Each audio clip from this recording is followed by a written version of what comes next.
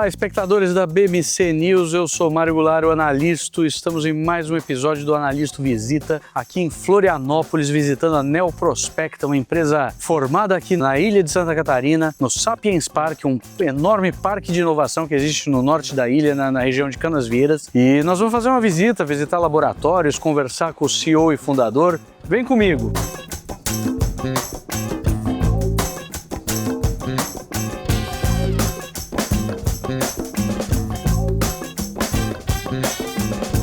E para falar sobre essa empresa que é interessantíssima, que acaba de ser adquirida por uma multinacional francesa, eu estou sendo recebido aqui, estou visitando meu amigo Luiz Fernando de Oliveira, CEO e fundador da empresa. Como vai, Luiz Fernando? Tudo bem? Tudo ótimo, Mário. É um prazer estar aqui conversando com você, contando um pouquinho sobre a Neoprospecta, a nossa história, o que a gente já fez até agora, né? Talvez levando insights aí para eventualmente possíveis empreendedores ou que têm interesse em empreender e, sobretudo, para onde a gente vai agora, né? Quais são os próximos passos da empresa depois desse processo de M&A que a gente passou aí com a bioMérieux. Assim como as bactérias, nós vamos fazer o CSI de vocês e vamos descobrir de onde vocês vieram e para onde vocês vão. Muito bem, Luiz Fernando. Acho que a gente pode começar pelo começo. Como é que começou a sua jornada de empreendedor e como é que nós chegamos até a Neoprospecta? É uma jornada longa, então conta tudo. Isso começou faz alguns anos, né? A ideia da empresa ela surge por meados de 2010, então, faz bastante tempo, era um outro momento, um outro cenário em relação a startup, em relação à tecnologia. Se falava muito menos do que se fala hoje, né?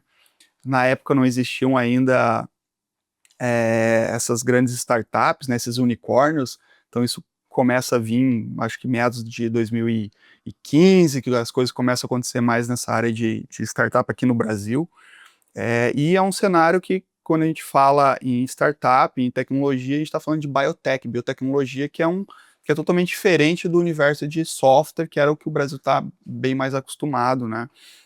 E então a ideia surge em 2010, por meio do meu sócio, que estava, na época, ingressando no mestrado de genética e biologia molecular, e eu estava me formando em economia. Então, nenhum dos dois tinha nada de ideia realmente ou experiência do que de fato era empreender, né? Então, a gente realmente começou com um sonho, com a iniciativa, com a vontade de empreender, com a vontade de fazer algo diferente, com a vontade de fazer algo novo, e sobretudo porque ambos gostávamos dessa área de tecnologia. Eu estudava muito mudanças tecnológicas em empresas ou em sociedades, em países, né, como linha de pesquisa, e do outro lado o meu sócio estudava realmente uma linha totalmente tecnológica, né.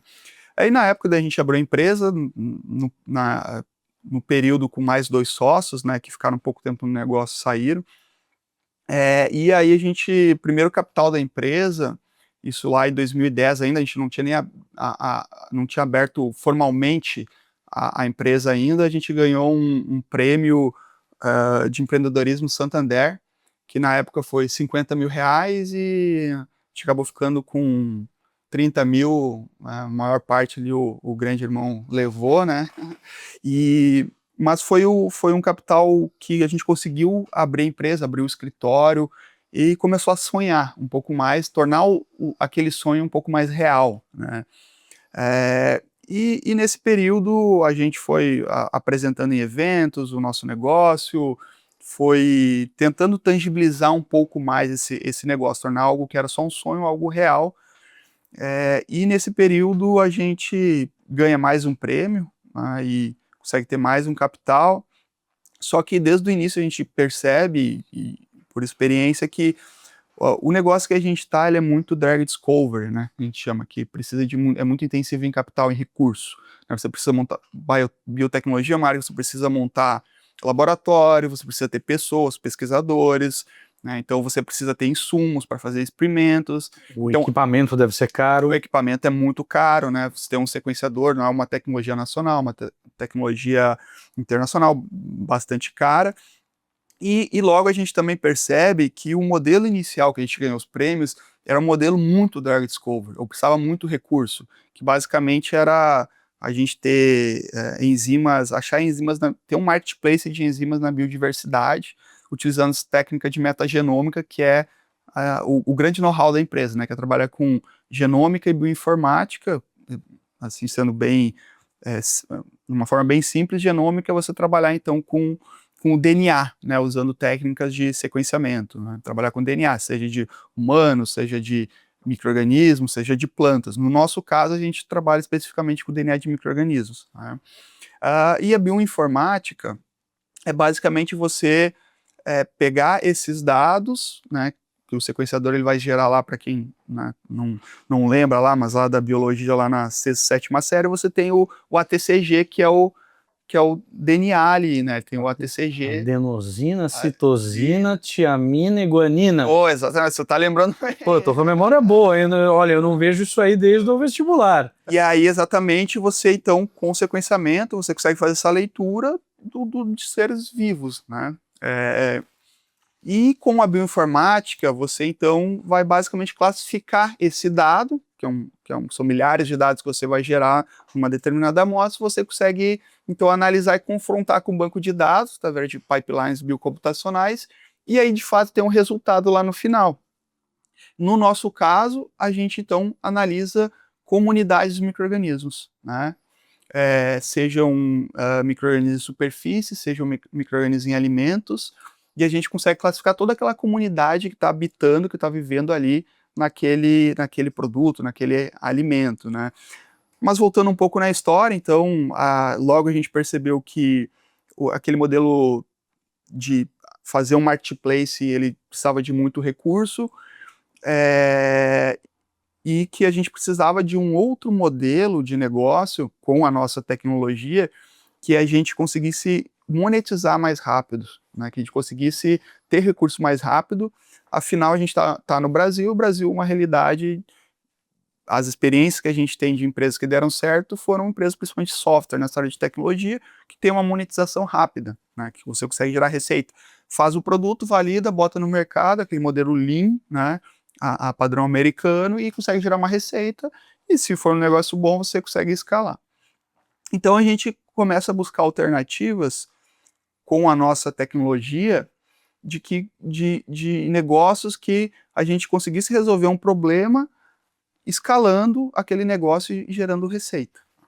E aí a gente começa a ver que a metagenômica ela é muito bom, né, justamente para ver comunidades de micro-organismos, e aí a gente começa a analisar setores e mercados que tenham esse problema, né? E o primeiro mercado que a gente olha é o mercado de saúde, para hospitais, que basicamente daí a ideia é fazer o que a gente já faz hoje, né? O que acabou dando certo, que é de a gente ver bactérias patogênicas em ambientes hospitalares como uma ferramenta de gestão para médicos, para profissionais de saúde.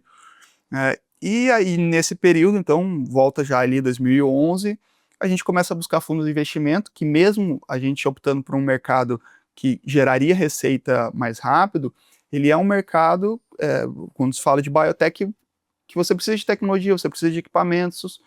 Então, a gente opta por fazer a nossa estratégia de crescimento via capital privado, via investimento, né? E a gente busca um investidor anjo, fundos de investimento, começa a tentar, né, buscar um investidor para a empresa, e isso a gente se depara aqui com a Fundação CERT, né, em Florianópolis. A gente fundou a empresa em Porto Alegre, né? Então, que nem diz um amigo que todo sonho do gaúcho é morar em Florianópolis. Sem dúvida. Do paulista também. Do paulista. Mas nunca foi planejado, assim, vamos para Florianópolis, né? A gente, digamos, a capital nos escolheu, né? Então a CERT na época... Mas como é que vocês vieram, como é que vocês acharam a CERT? Ou como a CERT achou vocês? Então, a CERT, a gente estava participando de um evento, né, até meu sócio estava participando de um evento, e acabou viu a apresentação da empresa, né, na época o Eduardo Fiatz ali que estava à frente da CERT, e gostou muito da empresa, dos empreendedores, e, sobretudo, eles tinham a ideia certa, né, assim, enquanto instituição, de tentar promover a área de Life Sciences e de Biotech em Florianópolis, e viu na gente como um potencial indutor, né, de iniciar um processo de ter mais empresas de Life Science aqui em Florianópolis, e nos fez uma proposta, conseguiu um investidor anjo, para nos atrair aqui para Florianópolis, nos apresentou o Parque Sapiens, né, onde a gente está até hoje, e a gente gostou muito do espírito de Florianópolis em relação à tecnologia e startups, né? Então, Florianópolis respira isso, né? Florianópolis, o ecossistema gira em torno de empresas de tecnologia, de inovação, de startups, né? Então, a comunidade fez a gente vir para cá. Evidentemente que o investidor, né, que nosso primeiro investidor acabou sendo o Eric Mushilak, e aí nos permitiu, então, a gente comprar o nosso primeiro sequenciador, a gente montar o nosso primeiro laboratório, permitiu a gente contratar os primeiros pesquisadores e acreditar, de fato, no negócio para criar o nosso MVP, e aí depois a gente validar no mercado, né? Então também perceba aqui que a gente fez todo o processo inverso do que geralmente empreendedores fazem, que a gente primeiro vê o problema, né, e com o problema a gente vai criar uma solução para aquele problema. Não, a gente foi muito mais no que se chama tech push, né, de você ter uma tecnologia, você tenta inserir aquela tecnologia no mercado, e claro que isso traz alguns ônus, né, que é de fato de você conseguir colocar aquela tecnologia no mercado, porque às vezes ela a tecnologia ainda não está, o mercado não está pronto para aquela tecnologia. Então foram alguns anos ali, 2 anos, que a gente não conseguiu gerar faturamento, e isso mostra a importância de você escolher muito bem os seus sócios, né, os seus investidores, que realmente acreditem em negócio de tecnologia, porque o negócio de tecnologia ele tem muito esse desafio inicial de conseguir os primeiros clientes. Então, se você, por exemplo, tem fundos ou tem investidores que não acreditam no negócio de tecnologia, passou 1 ano, passou 2 anos, você não faturou, vão querer fechar o negócio, né? Então a gente também teve muita sorte de escolher muitos bons acionistas, muito bons sócios e investidores que nos deram esse suporte inicial nos momentos iniciais que a empresa não estava conseguindo quebrar, né, essa inércia aí do mercado inicialmente. Mas então foi basicamente em 2012 que a gente veio para cá, fechou com um investidor, primeiro investidor anjo, migrou para Florianópolis por causa do ecossistema, né? E como eu falo, assim, Florianópolis respira esse ecossistema, por isso que é considerado a ilha, né, do silício brasileira. Capital brasileira das startups. Exatamente, porque, cara, assim, se a gente for pegar per capita em relação a investimento que se tem e oportunidades que se tem público ou privado, comparar a São Paulo ou até outras capitais, Florianópolis não tem metade dos recursos que outras capitais têm, né? Por exemplo, se pega São Paulo, a FAPESP tem orçamento maior que o CNPq, que é para o Brasil inteiro, né? Então, você não tem tantas, do ponto de vista financeiro, não se tem tanta capacidade, Florianópolis, comparado a outras capitais. Mas quando você vai ver em termos de per capita de startups, a gente dá de lavada em várias outras capitais grandes, e não só Florianópolis, mas Santa Catarina como um todo. E eu acho que é muito por isso, sabe? Porque a gente respira esse ecossistema de inovação. Todo mundo aqui na ilha, quem vem para cá, e vem muitas pessoas boas de fora, de outros estados, e se soma a quem está junto aqui e é daqui de Florianópolis mesmo. Então a gente respira isso, a gente acredita muito nesse ecossistema e faz com que surjam muitas startups, né? Tanto internamente quanto vindo de outros lugares migrando para cá. Um exemplo é a Neoprospecta. Então a Neoprospecta, ainda vindo mais para tempos recentes, né? A Neoprospecta começa como uma empresa atuando na área de saúde, a gente pivota, foca na área de alimentos, que é a dor do que a gente faz é muito maior para os clientes, então mais fácil de vender. Mas a área de saúde a gente nunca abandonou, né? E o que a gente fez? A gente criou uma outra startup, né, que é a Biome Hub. E aí, então, para você ver como que você está no ecossistema, surgem oportunidades, você vai desenvolvendo mais negócios, né? Então tudo é cíclico. Nós estamos conversando com o Luiz Fernando de Oliveira, CEO e fundador da Neoprospecta, empresa de biotecnologia, especialista no rastreamento de DNA de bactérias. A gente vai para um rápido intervalo e já volta.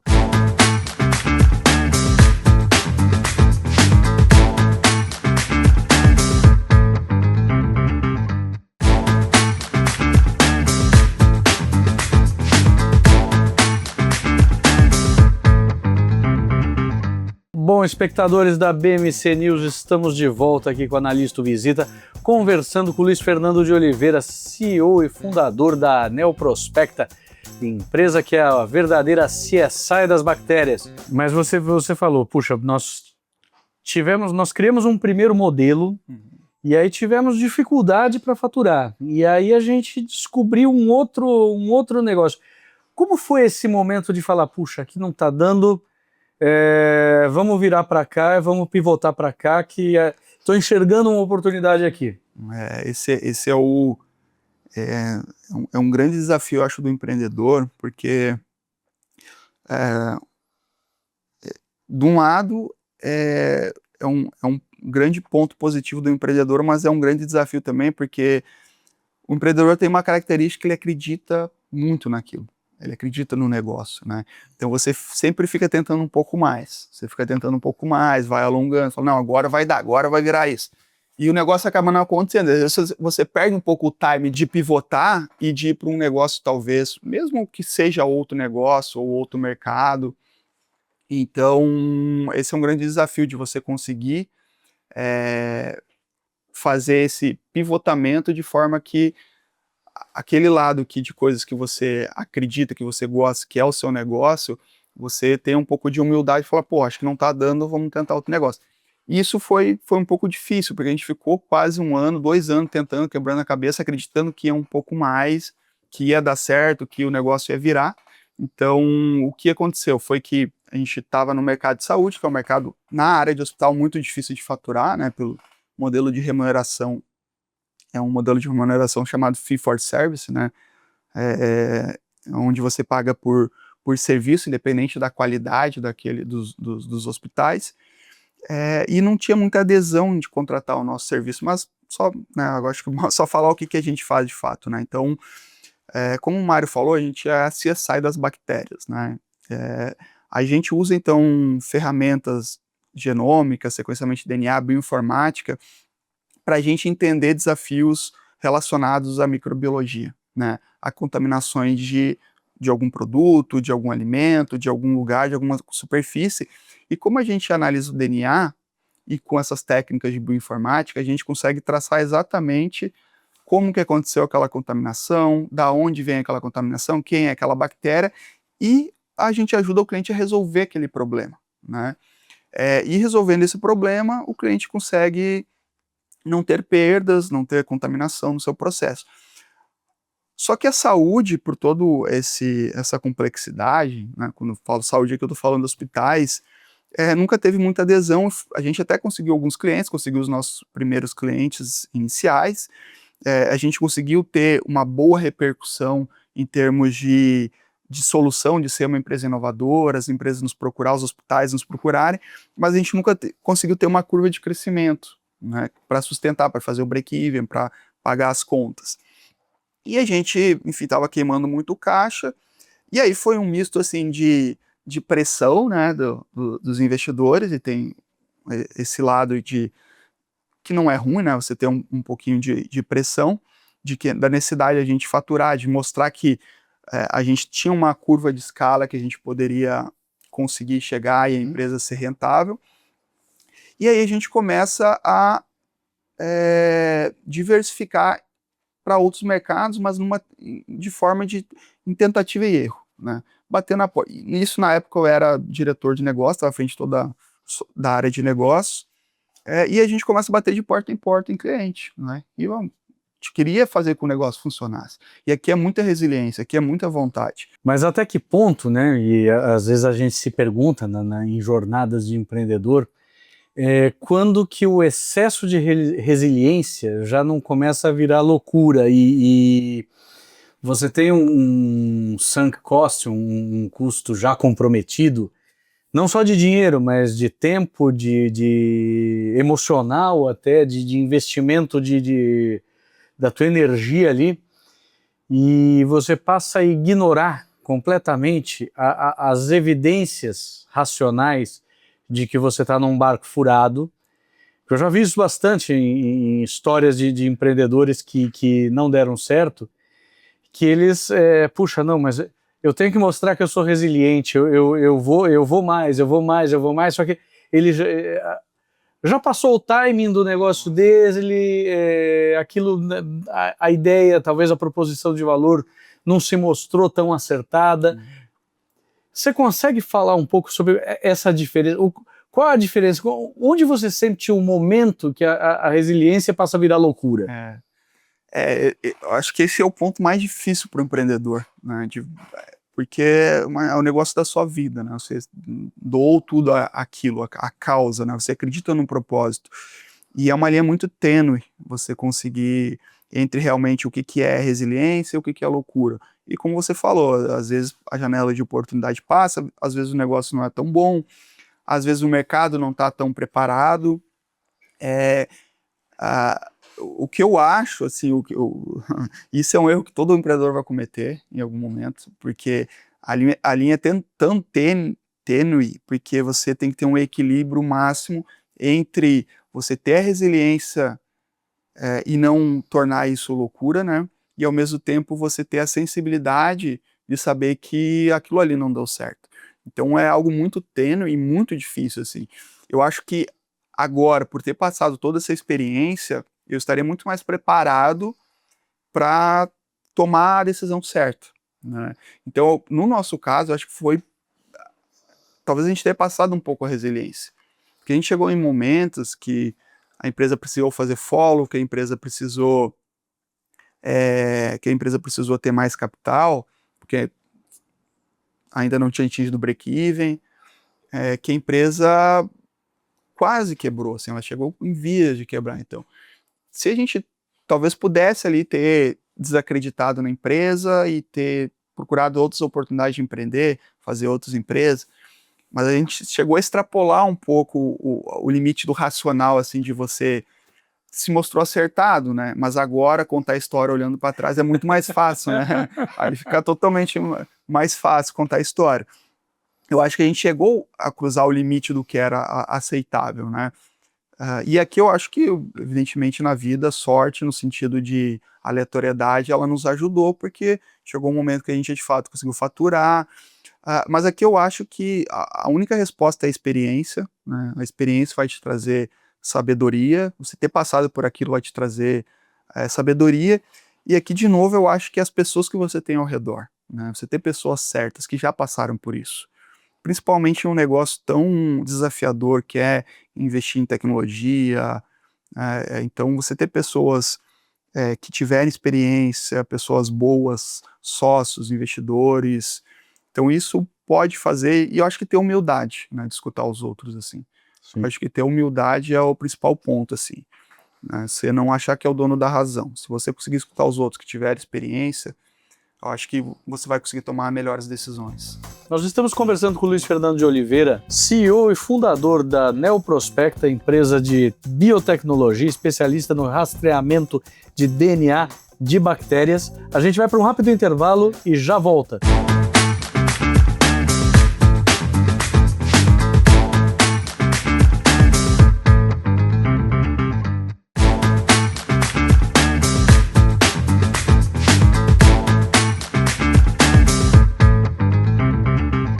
Bom, espectadores da BMC News, estamos de volta aqui com o Analista Visita, conversando com o Luiz Fernando de Oliveira, CEO e fundador da Neoprospecta, empresa que é a verdadeira CSI das bactérias.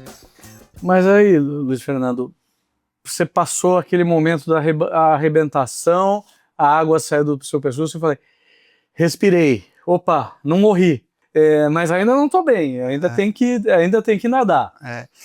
E daí dentro dessa linha a gente sempre optou por uma estratégia de de crescimento via aceleração da companhia, de aumentar investimento, de queimar caixa realmente, né?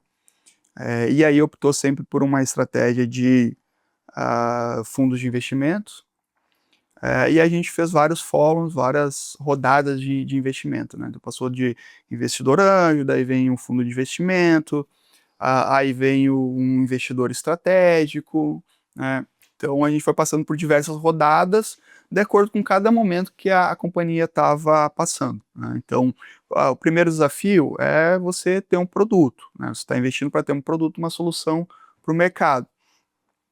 E aí você usou o investimento para isso. Segundo momento é, conseguiu o primeiro cliente, né? Agora o que a gente faz? Agora eu quero acelerar, estruturar o meu time comercial, estruturar marketing, estruturar a minha operação, né?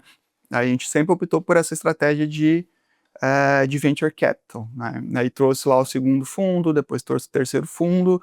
Então a gente teve, eu acho que uns 4, 5 eventos de investimento na empresa, sempre buscando dar um passo à frente em relação a gente conseguir estruturar a empresa de acordo com o desafio que ela estava passando. Então, primeiro foi ter o produto, segundo foi escalar faturamento, depois foi equilibrar, depois foi buscar de fato o break-even, né? Então, até você ter o break-even, também precisa investir. Então, essa sempre foi a estratégia da empresa, né? Isso a gente, meados de 2019, a gente já estava lá pela terceira, quarta rodada de investimento. A Nel já era uma empresa mais sólida, a gente já tinha um mercado, já estava conhecido no mercado, principalmente de alimentos, resolvendo muito problemas de contaminação, né? Então, só para ilustrar assim, o que a gente faz, né? A gente tem muitos clientes que, tô com um problema no meu produto, uma mancha amarela lá no meu produto, o que é isso, né?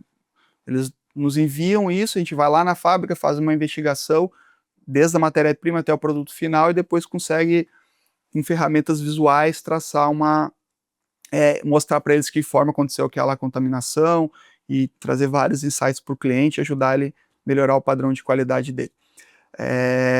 Mas a gente sempre trouxe também junto a área de saúde, né? Então lá em 2019 eu cuidava de toda a parte de negócio da empresa, só que a gente viu que eram dois negócios, a área de saúde e a área de indústria, eram negócios diferentes, precisava de time diferente, know-how diferente, competência diferente, e a gente decide spin-offar a área de saúde, que vira Biome Hub, e eu viro o CEO da Neo Prospecta, né? Isso meados de 2018 para 2019, e aí a gente já tinha faturamento e o principal desafio passa a ser, não, agora a gente precisa ser uma empresa lucrativa, atingir o break-even e ter lucro. Tinha uma empresa ali que tinha os seus 8, 9 anos, e aí a gente faz então essa separação e o meu desafio passa a ser, agora eu começo na empresa, eu não tenho nenhuma experiência, eu adquiro a experiência de ser um empreendedor e de trabalhar à frente da área de negócio, mas agora eu passo a ter um desafio gigantesco que é sozinho ser um CEO de uma empresa sem ter experiência nenhuma, né? Então passa a ser um desafio pessoal para mim conseguir ser CEO, estar à frente de uma empresa, uma companhia de tecnologia, que não é nem a minha formação, e liderar um time com muitos pesquisadores. Então, cerca de 40% do nosso time hoje tem pós-graduação, né, em alguma dessas áreas técnicas, biotecnologia, engenharia de alimentos, biologia. E aí o nosso grande foco passa a ser atingir o break-even, né? E aí eu traço uma estratégia de um roadmap de 4 anos mais ou menos, onde o foco é a gente atingir o nosso break-even, focado em grandes contas, né? Então a gente vai focar em grandes contas, em grandes clientes, né? Uma estratégia account-based sales, eu começo a diversificar um pouco os nossos produtos, né? Porque o nosso modelo estava muito centrado em uma receita baseada em projeto, né? O cliente tinha um problema, eu ia lá ajudava a resolver, eram tickets grandes, porém, início, meio Na indústria de alimentos. Na indústria de alimentos. Então eram projetos grandes, mas com início, meio e fim. E eu busco, então, focar que a gente cresça baseado em receita recorrente e para isso a gente cria uma estratégia de diversificação de alguns produtos. Então a gente inclui novos produtos no nosso horizonte, e o que se mostrou, acho que uma decisão acertada, a gente acaba agregando mais valor ao nosso cliente. A gente lança um software em meados de 2021, o software chama Biome Quality, que é um software só para controle de qualidade, que usa inteligência artificial para predizer risco, baseado nos dados que a qualidade utiliza. E a gente lança um outro produto, que é o Neobox, que é reproduzir o que a gente faz em laboratório dentro da indústria, né, para a gente conseguir ganhar um time lead muito melhor, né, reduzir o tempo de entrega do resultado e o cliente ter autonomia naquela operação dele. Então a gente tanto coloca equipamentos para o cliente fazer PCR, sim, dentro da indústria, quanto de sequenciador, que é um sequenciador de palma de mão, que é um Minaio.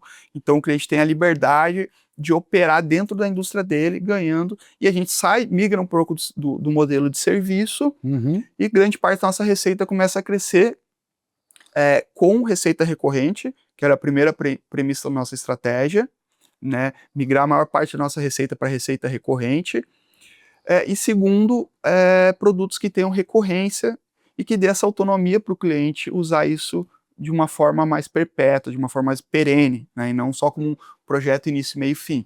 Então, a gente então passa a ter 3 grandes linhas de produtos, sendo o nosso principal mercado o mercado de alimentos, mas a gente começa a achar outros mercados importantes para a gente, como o mercado farmacêutico, mercado de químico, o mercado biotecnológico mesmo, grandes indústrias de biotecnologia, e atuando nessas 3 frentes, nessas 3 linhas, né, que uma é a área de serviço, onde a gente fornece essa solução para controle microbiológico, utilizando sequenciamento de DNA, que a gente chama de Neobiome, né.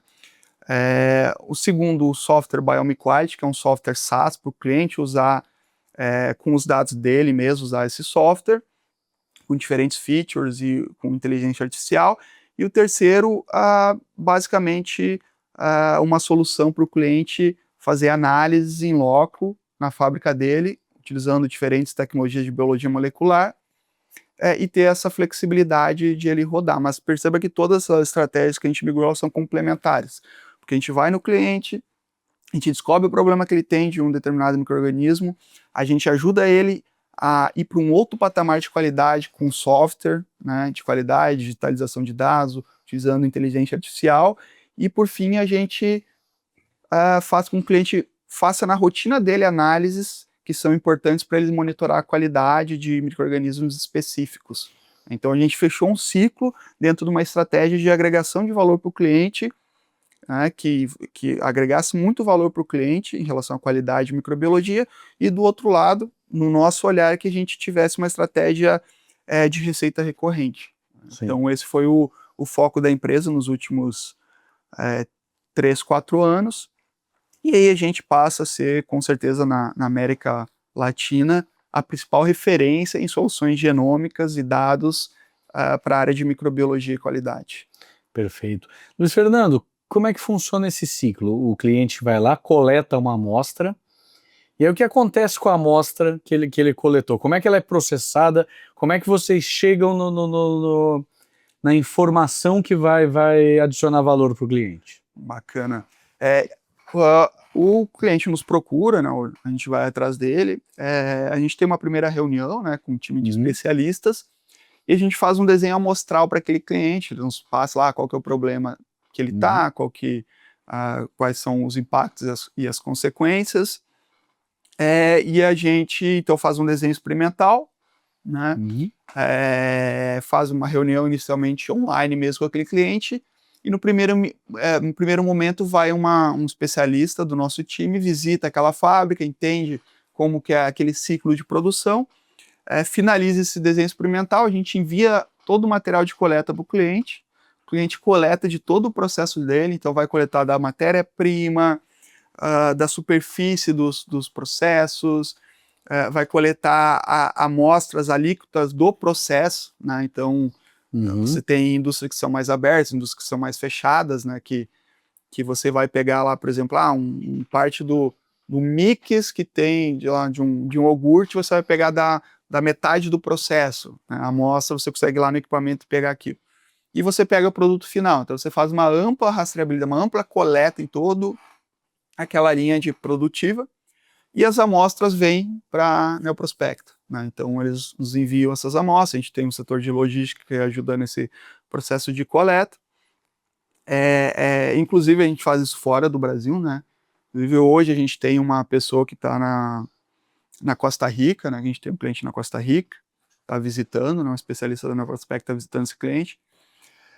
E aí a gente, então, chegando a amostra aqui, ela vai entrar no nosso laboratório, né?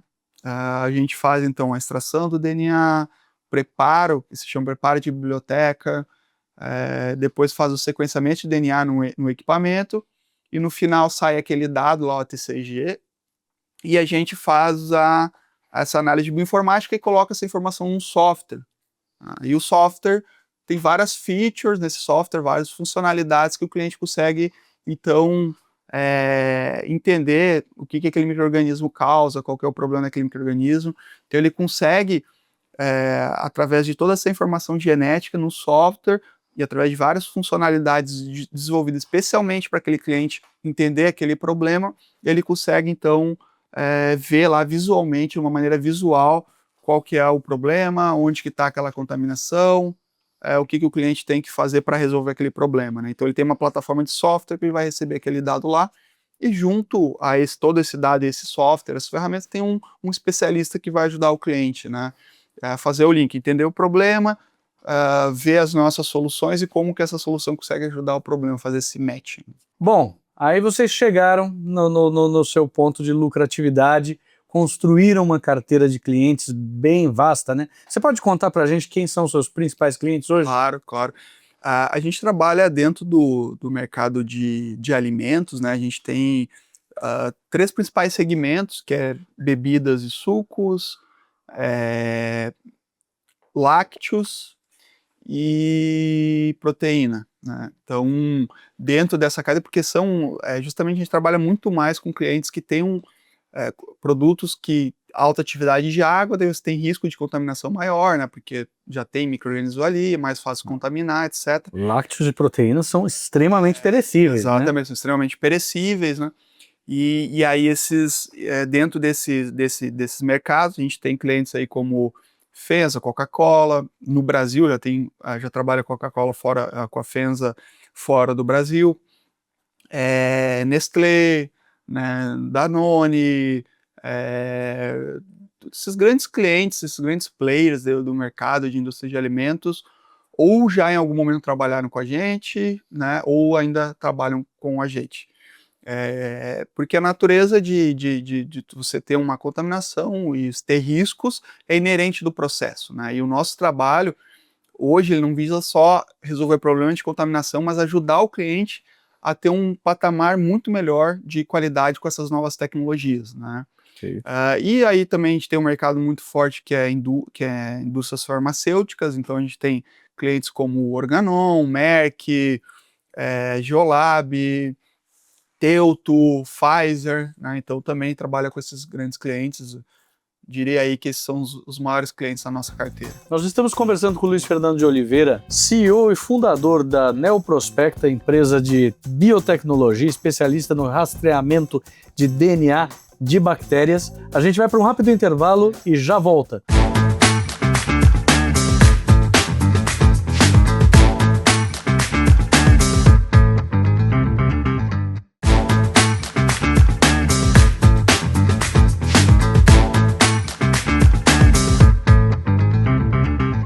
Bom, espectadores da BMC News, estamos de volta aqui com o Analista Visita, conversando com o Luiz Fernando de Oliveira, CEO e fundador da Neoprospecta, empresa que é a verdadeira CSI das bactérias. E toda essa trajetória aí muito rica em conhecimento e aprendizados acaba sendo coroada aí recentemente com acho que o sonho de 99,9% dos empreendedores, né? Vocês foram adquiridos. Conta essa aquisição pra gente. A gente sempre optou por essa estratégia de venture capital, né?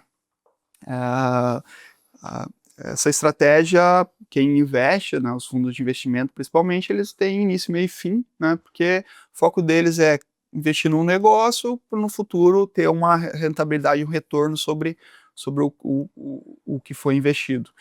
E a gente já vinha desde meados de 2024, um dos fundos, nosso primeiro fundo, ele chegou em período de desinvestimento, né? Então ele tinha que fazer a saída, e a gente nisso fechou com um advisor para representar e ver oportunidades, né?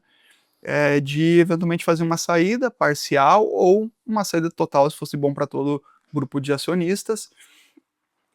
Isso por um lado, né? Foi o que nos motivou.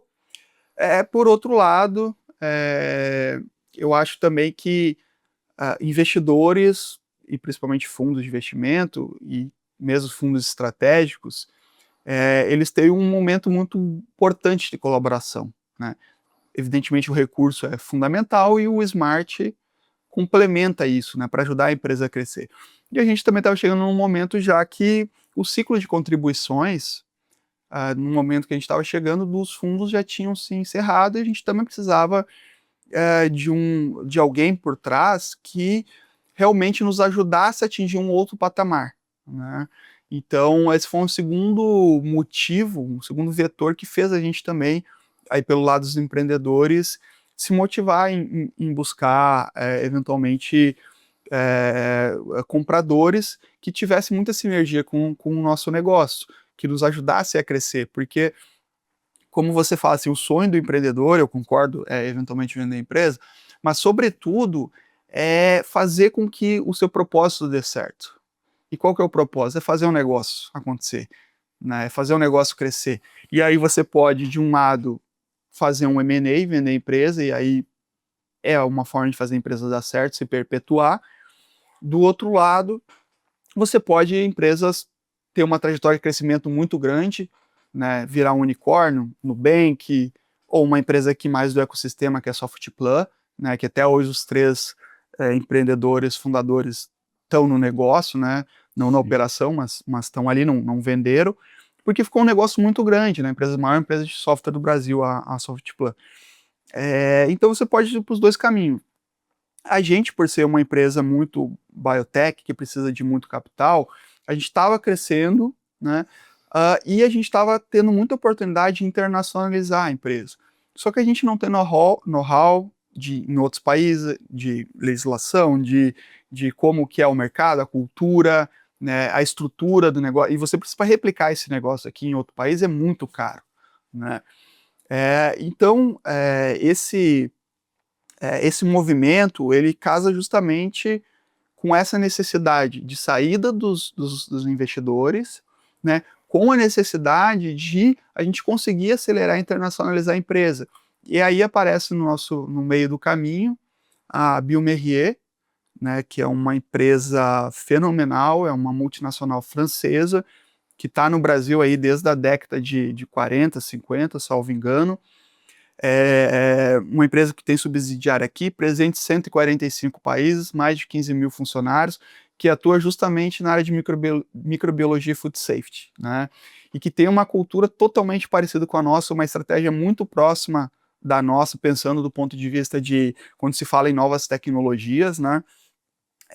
Então a gente começa a conversar com eles em meados de março e fecha o negócio em dezembro, porque sabe quando brilha o olho da empresa e o nosso olho? Então Deu match. Deu um fit muito grande com a cultura, com os valores, com o propósito da bioMérieux e com os negócios totalmente complementares, né? A gente, aquilo que caiu como uma luva, sabe? Não poderia ser melhor do ponto de vista para o negócio.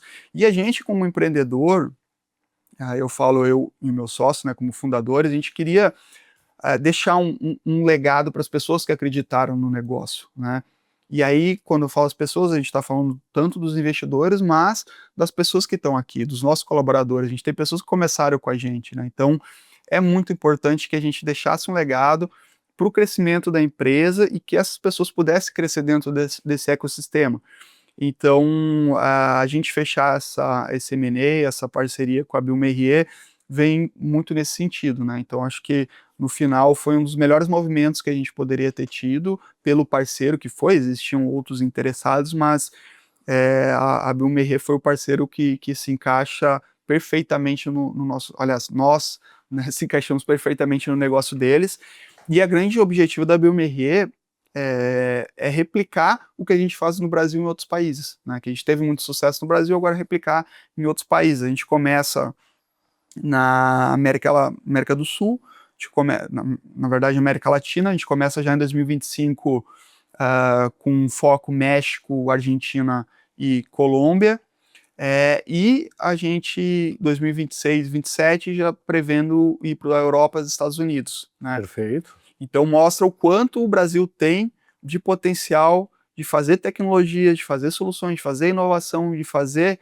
né, startups, e como a gente pode ir para o mundo, né? Então, a gente vem aqui com uma grande multinacional, vai levar agora o nosso trabalho, desenvolvido aqui no Brasil, em solo brasileiro, terras brasileiras, e com know-how totalmente brasileiro, investidores cabeças brasileiras, e vai levar isso para fora agora, né? Então, a gente fica muito feliz com essa nova missão. Eu sigo à frente do negócio, como Head Latam de dados e serviços genômicos. O Felipe, meu sócio, retorna com o papel de CTO para a Neoprospecta. A gente segue sendo uma empresa independente, mas com todo o apoio da bioMérieux, e a gente está muito feliz com esse processo agora. E a Biome Hub? O que acontece? Que o Felipe é o CEO da Biome Hub. Sim. O Felipe, ele continua como CEO, né? Então ele vai estar part-time 50% do tempo como CTO da Neoprospecta, e part-time ele fica como CEO da Biome, e a gente tem muitas pessoas boas na Biome também, né? Então a gente está muito tranquilo com esse movimento de ele ficar 50% do tempo aqui na Neoprospecta. Luiz Fernando, eu gostaria de te parabenizar pelo sucesso aí dessa sua jornada empreendedora. Agora você já era uma startup que deu certo, que funcionou, que se transformou em lucrativa, que conseguiu construir uma carteira de clientes muito, muito relevante, mas agora com essa aquisição e até com a sua continuidade aí como Head Latin America, eu acredito que você vai ter uma nova etapa da sua carreira profissional aí muito, muito interessante, muito vibrante. Então eu gostaria de te parabenizar por essa conquista. Agradeço muito, Mário. Eu acho que eu fico muito contente de ter contribuído um pouco, que seja, com um ecossistema de empreendedorismo, especificamente na área de biotecnologia, né? Espero estimular novos empreendedores nessa área, que tem outras empresas de biotech. Do ponto de vista pessoal, vai ser um novo momento, né? E na minha vida, nessa curta trajetória que eu tenho empreendendo aí há 12 anos, passei por diferentes momentos, né? Aprendi a empreender empreendendo, né? Trabalhando no dia a dia. Nunca fiz curso nem na área, né? E quando você vai para a realidade é totalmente diferente de qualquer teoria. E agora eu entro num outro ciclo, que é fazer parte de uma grande companhia, de uma grande corporação, de uma multinacional, né? Eu acho que tenho muito para aprender, mas muita vontade de contribuir, e aqui é uma página que a gente está virando a Neoprospecta, né? Então, os próximos passos é tornar a empresa global, é replicar nosso negócio em outros países e fazer da Neoprospecta um case global, e deixar um legado, né? Deixar um legado para as pessoas que estão aqui, para as pessoas que acreditaram na empresa. Acho que um legado para todo mundo que no Brasil mexe com biotecnologia, né? Foi você ser adquirido por uma empresa do porte da bioMérieux. Isso é um legado para todo o setor de biotecnologia brasileiro, né? Então acho que é muito, muito feliz aí esse seu momento, e eu desejo muita sorte nessa sua nova etapa como executivo dessa empresa. Agradeço muito por nos receber, fico muito feliz, e quem sabe em breve a gente faça aí um novo Analista Visita lá na bioMérieux, contando a sua história de expansão para a América Latina. Vai ser um prazer.